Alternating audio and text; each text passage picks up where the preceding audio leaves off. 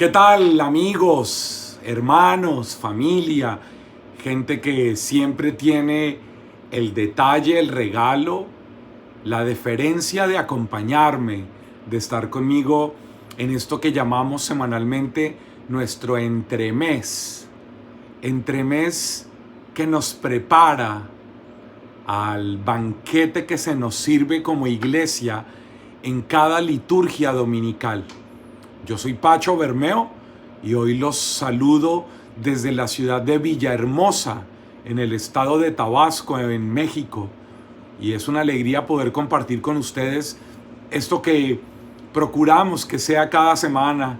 En algunas ocasiones no se puede porque el tiempo, las ocupaciones, los viajes, bueno, no me lo han permitido. Les ofrezco disculpas a los que me han preguntado que qué pasó con el entremés. Pero bueno, aquí estamos para compartir el Evangelio de mañana domingo 21 de julio. Un texto muy conocido, está en la tradición de San Lucas, en el capítulo 10, la última perícopa del capítulo 10 de San Lucas, versos 38 al 42.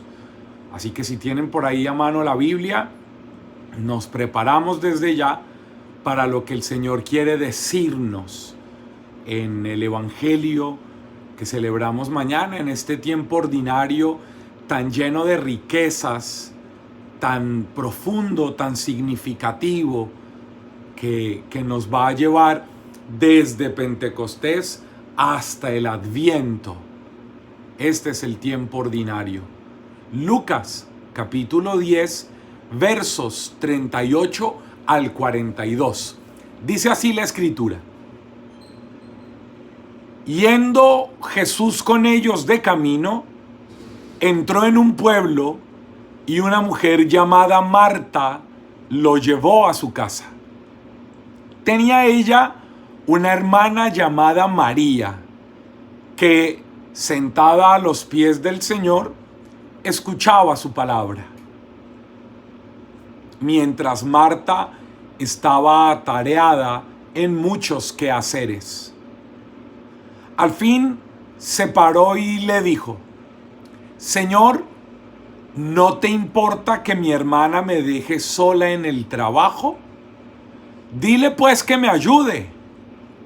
Le respondió el Señor: Marta, Marta, te preocupas y te agitas por muchas cosas, y hay necesidad de pocas, o mejor, de una sola.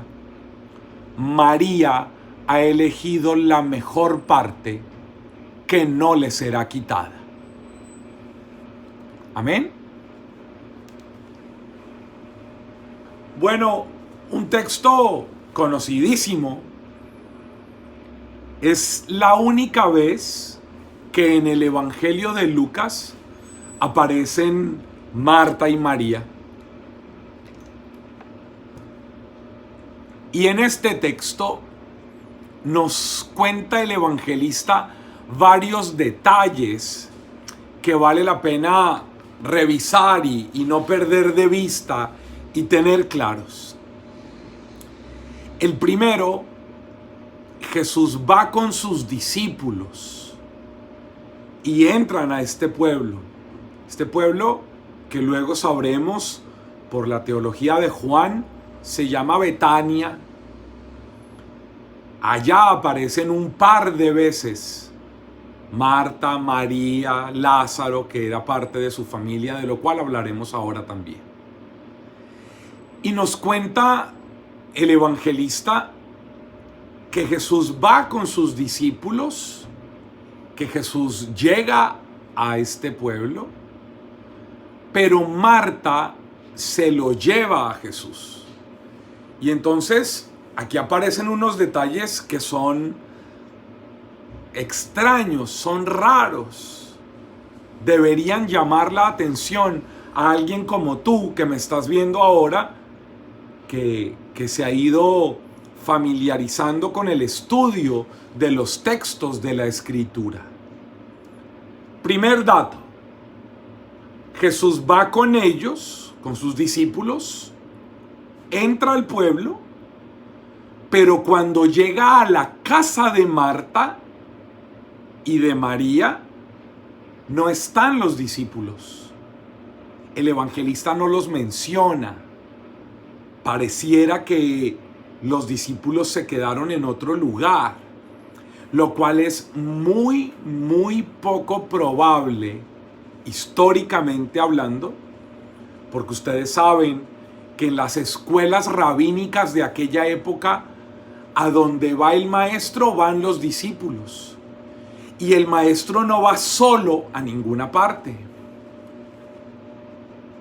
Pareciera que ha habido un cambio en los discípulos. Pareciera que Jesús llega con unos discípulos, pero termina con unas discípulas. Y ahí deberíamos encender las alarmas si nosotros fuéramos de esos judíos fariseos incapaces de abrir la cabeza, cuadriculados, recontra ultra conservadores de la ortodoxia, en donde sería inadmisible, inaceptable que un maestro de la época tuviera discípulas, porque las escuelas rabínicas eran de acceso restringido solo para varones. Y aquí parece que San Lucas quisiera decirnos que Jesús no.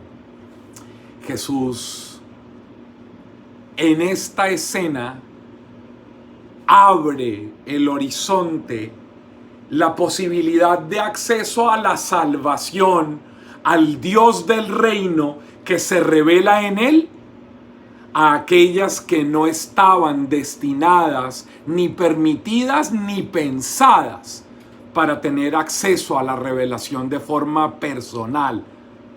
Y Jesús rompe con eso. Jesús recibe como discípulas a este par de mujeres y va con Marta, y los discípulos desaparecen.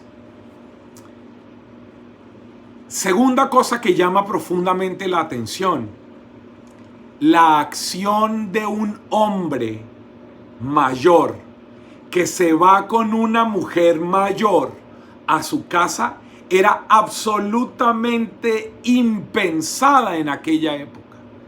Y a Jesús le importa un carajo el qué dirán, las apariencias y un montón de cosas que parece que a algunos hoy todavía les significan tanto.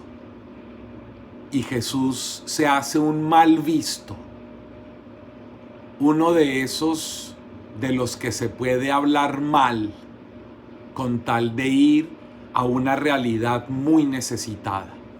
¿Y por qué digo necesitada? ¿En dónde argumento eso? En la época de Jesús solo había familia si había varón. Podían estar 8 viejas juntas viviendo en la misma casa, y para la sociedad judía eso iba a durar poco, porque esa casa se les iba a quitar a ellas y eso no era visto como una familia. En una sociedad androcéntrica como la israelita, solo hay familia si hay varón. Si no hay varón, por más que vivan juntas en un lugar, esa casa se les va a quitar y las van a mandar a que mendiguen. Porque si no hay varón, no hay posibilidad de construcción familiar. Esa es una de las razones por las cuales en el mismo Evangelio de Lucas, unos capítulos atrás, en el capítulo 7, Jesús resucita al hijo único de una mujer viuda. Una mujer allá en la ciudad de Naim, en el pueblito de Naim, que iba a enterrar a su único hijo. Ella era viuda y de ahí seguramente a mendigar, porque al no tener varón a su lado perdía toda dignidad. Y por eso Jesús le resucita a su hijo único, a esa viuda. Óyeme, pero tú y yo sabemos por la teología de Juan que Marta y María tenían un hermano varón que se llamaba Lázaro. Pero en este texto no es ni siquiera mencionado. Y ya de entrada, ahí hay un problema fuerte. Y si fuéramos a la teología de Juan, la primera vez que Marta y María aparecen, Lázaro está muerto. Parece que Marta y María representan los hogares, las familias que están constituidas de forma diversa. En esta sociedad en la que tanta gente habla de las familias ideales, esas que a uno le presentaban de papá, mamá, pareja de hijos, mascota, de esas que ponen los muñequitos en la parte de atrás de los carros, que son como unos dibujitos así hechos por niños de palitos, donde está el papá, la mamá, los hijos, el perro, el gato, no sé qué, y que creen que esa es una familia modelo. Aquí en este texto Jesús dice, no, la familia modelo es la familia que me acoge a mí en el centro de su realidad. Sin importar que no haya papás, sin importar que no haya esposos, sin importar que no haya varones, sin importar que no haya hijos, esa también es una familia. Yo no sé cuál es la familia en la que tú vives. Yo, por ejemplo, Pacho Bermeo, crecí en una familia de padres separados, donde fui criado por mis abuelos maternos.